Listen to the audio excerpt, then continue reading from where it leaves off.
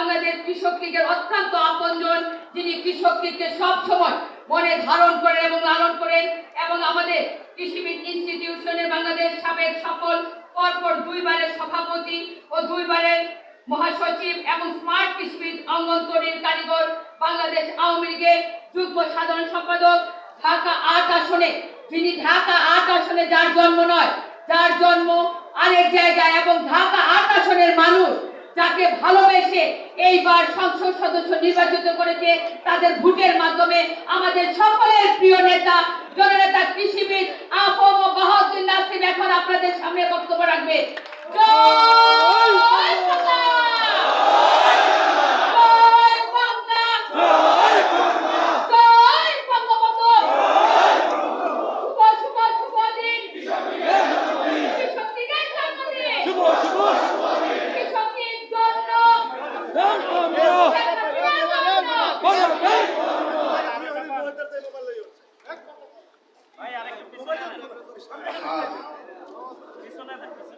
বাংলাদেশের রাজনীতিতে কৃষক লীগের প্রতিষ্ঠা বার্ষিকী একটি ঐতিহাসিক এবং গুরুত্বপূর্ণ এবং সেই কৃষক সংগঠন বাংলাদেশের রাজনীতি গণতান্ত্রিক ধারা রাজনীতি, স্বৈরাচার বিরোধী রাজনীতি, সন্ত্রাস বিরোধী, মৌলবাদ জঙ্গিবাদ বিরোধী রাজনীতির বিপক্ষে এদেশের তৃণমূলের মানুষের প্রিয় সংগঠন যেভাবে গড়ে উঠেছে, একটু আগেই বাংলাদেশ আওয়ামী লীগের অন্যতম সাংগঠনিক সম্পাদক বলেছে, কৃষক লীগ সহযোগী সংগঠনের ভিতরে অন্যতম সংগঠনে ইতিমধ্যে শৃঙ্খলা এবং নিষ্ঠা এবং দক্ষতায় কৃষক লীগ একটি অন্যান্য অসাধারণ অবস্থান নিয়ে নিয়েছে। এটা সত্যি কৃষক লীগের জন্য অত্যন্ত গর্বের ব্যাপার এবং এটা আওয়ামী লীগের বিশ্লেষণে বিচারে এই কথাটি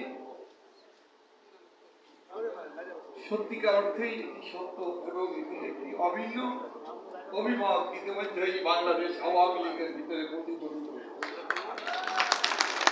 আজকের এই দিনে কৃষক লীগের একজন প্রাক্তন সদস্য হিসাবে, একজন কর্মী হিসাবে আমি নিজে গর্বিত। আমি মনে করি আপনারা অবশ্যই গর্বিত সংগঠনের সদস্য। আজকের এই 53তম বার্ষিক 53তম জন্মদিন, 52 জন্মবার্ষিক কৃষক লীগ পালন করছে। আজকের এই আলোচনা সভাপতিত্ব করছেন আপনাদের প্রিয় নেতা, সংগ্রামী নেতা। কিভাবে একটি সংগঠনকে সুসংগঠিত করতে হয়, কিভাবে একটি সংগঠনকে তৃণমূল পর্যায় থেকে সর্বস্তরে বঙ্গবন্ধু কন্যা দেশরত্ন শেখ হাসিনা ডিজিটালাইজ সিস্টেমকে কৃষক লীগের কর্মীদের ভিতরে ছড়িয়ে দিতে হয়, সেই পথ প্রদর্শক আমাদের প্রিয় সহকর্মী কৃষিবিদ ইনস্টিটিউশনের অন্যতম জনপ্রিয় নেতা, কৃষক লীগের জনপ্রিয় নেতা বাবু সমীর চন্দ্র। আজকের এই আলোচনা সভার প্রধান অতিথি হিসাবে এখানে আলোচনা করবেন, দিক নির্দেশনামূলক বক্তব্য রাখবেন কৃষক লীগ কিভাবে আগামী বাংলাদেশের উন্নয়নের অগ্রগতি দেশরত্ন শেখ হাসিনার নেতৃত্বে যে বাংলাদেশ এগিয়ে চলছে, সেই এগিয়ে চলার পথকে কৃষক লীগ কিভাবে বাংলাদেশের মানুষকে ঐক্যবদ্ধ করে, এদেশের কৃষক সমাজকে ঐক্যবদ্ধ করে, কৃষির সাথে কিষানির স্বার্থকে রক্ষা করে বাংলাদেশের অর্থনীতিকে, বাংলাদেশের কৃষি অর্থনীতিকে, কৃষক লীগকে গড়ে তোলে বাংলাদেশের মানুষের জনস্বার্থে কাজ করবে, সে বিষয়ে বিশদ আলোচনা করবেন বাংলাদেশ আওয়ামী লীগের সংগ্রামী সাধারণ সম্পাদক, বারবার নির্বাচিত সাধারণ সম্পাদক বাংলাদেশ ছাত্রলীগের সাবেক সভাপতি সোনালী অর্জন, আমাদের প্রিয় নেতা জননেতা ওবায়দুল কাদের এমপি, গণপ্রজাতন্ত্রী বাংলাদেশ সরকারের সড়ক পরিবহন ও সেতু মন্ত্রণালয়ের মাননীয় মন্ত্রী, উপস্থিত আছেন বাংলাদেশ আওয়ামী লীগের জনপ্রিয় বারবার নির্বাচিত অন্যতম সাংগঠনিক সম্পাদক মির্জা আজম এমপি, এখানে উপস্থিত থেকে বক্তব্য দিয়েছেন বাংলাদেশ ছাত্রলীগের আর এক সোনালী অর্থ নারী নেত্রী, বারবার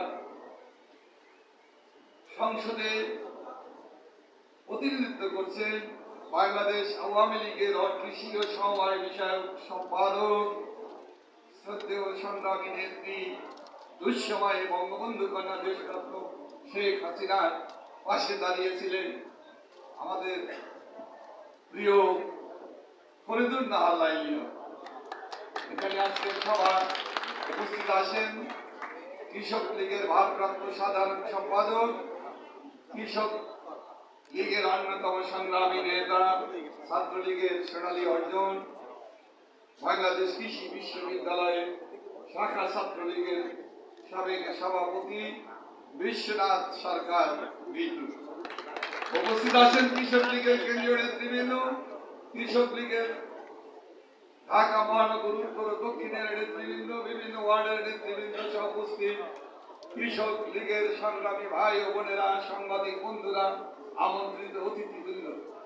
আমরা দেশরত্ন শেখ হাসিনার নেতৃত্বে বাংলাদেশ যখন নিজের পায়ে দাঁড়িয়ে সক্ষমতার পরিচয় দিচ্ছে, সেই সক্ষমতার জায়গায় আজকের এই শুভ দিনে আমি বলতে চাই, বাংলাদেশ একটি বছর ইতিমধ্যেই আমরা পার করতে চলেছি, যখন খাদ্যের, বিশেষ করে আমাদের খাদ্য সামগ্রী, বিশেষ করে আমাদের ধান, যেটা আমাদের বাংলাদেশের মানুষের সবচেয়ে গুরুত্বপূর্ণ খাদ্য শস্য, সেটা যদিও বিভিন্ন ভাবে আমদানি করার জন্য অনুমতি দিয়েছে, সুগন্ধি চাল, আতপ চাল, এগুলো ইতিমধ্যে দেওয়া হয়েছে, কিন্তু এই বছরে এখন পর্যন্ত আমদানি করা হয়নি। অর্থাৎ এই কথাগুলো আমি এই কারণেই বলছি, বোঝার সুবিধার জন্য। আপনারা যারা কৃষক লীগ করেন তারা খুব ভালো করেই বুঝতে পারছেন। আমি সাংবাদিক বন্ধুদের দৃষ্টি আকর্ষণ করে বলতে চাই যে আমরা এই এক বছরে আমাদের কোন প্রকারের খাদ্য শস্য আমাদের আমদানি করতে হয়নি।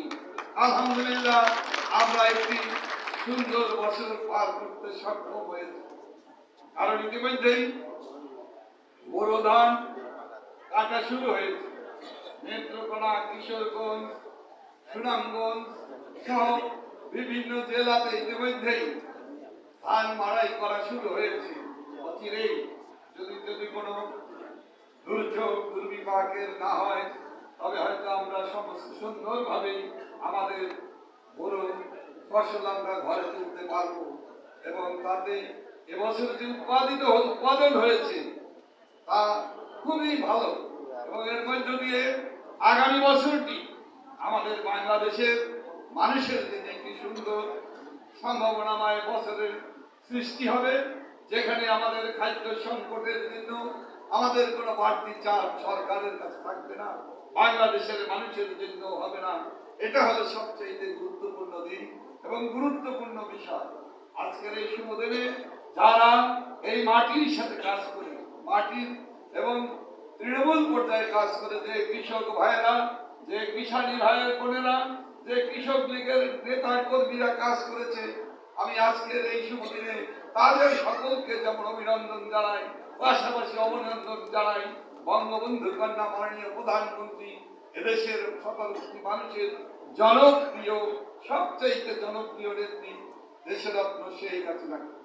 প্রিয় বন্ধুরা, কৃষক লীগের প্রতিষ্ঠাতা জাতির পিতা বঙ্গবন্ধু শেখ মুজিবুর রহমানের স্মৃতির প্রতি গভীর শ্রদ্ধা নিরূপণ করে বঙ্গমাতা ফজিলাতুন্নেসা সহ 15ই আগস্টে যে শহীদরা আত্মত্যাগ করেছেন তাদের প্রতি গভীর শ্রদ্ধা মাগফিরাত কামনা করছি। আমি শ্রদ্ধা নিবেদন করছি জাতীয় চার নেতা সহ মহান মুক্তিযুদ্ধে থেকে আজ পর্যন্ত যারা শহীদ হয়েছে, যারা গণতান্ত্রিক আন্দোলনে, স্বৈরাচার বিরোধী আন্দোলনে, কৃষকের ন্যায্য দাবি আদায়ের আন্দোলনে যে সকল কৃষক ভাইরা জীবন দিয়েছে, বিদ্যুতের দাবিতে, সারের দাবিতে, বিএনপি জামাতি দুঃশাসকের আমলে যারা জীবন দিয়েছে, আমাদের সেই কানসাটের কৃষক বগুড়া, গাইবান্ধা থেকে আরম্ভ করে লালমনিরহাট, ঢাকায়, টাঙ্গাইল সহ বাংলাদেশের যে কৃষকরা জীবন